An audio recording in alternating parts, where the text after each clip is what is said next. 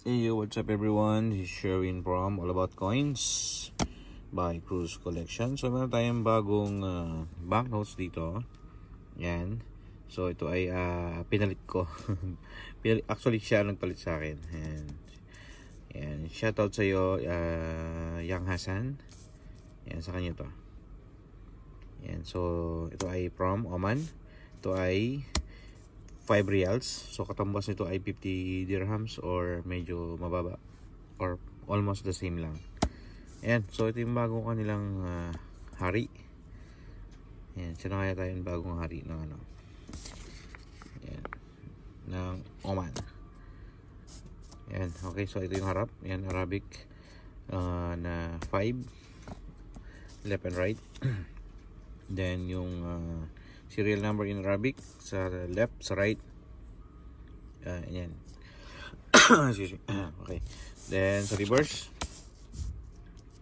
Sa reverse naman, ayan. Central Bank of Oman. Ayan, kitang-kita na siya. 5 reals. So, meron ditong date in Arabic calendar, 1441.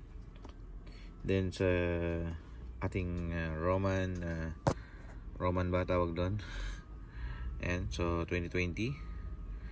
Then 5 reals in wordings. Then Central Bank of Oman. Then 5 in yun, basta 5 reals. Yan. So yan ang ating bagong collection. Wala pa tayong ganito. Yan, wala pa tayong ganito. So ito ang ating teka, balikan mo natin. Yung 5, maglalagay tayo ng details ito sa description. Yan. Yung pangalan ng bagong hari. Then yung sa likod din meron siyang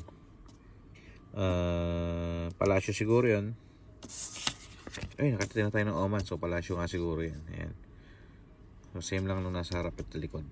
Ayan. May maliit dito. Tanto yung malaki. Pero yung lugar ay walang nakasulat. Lagay tayo ng description ito. So okay. So dating gawin. Maraming salamat po. Bye bye.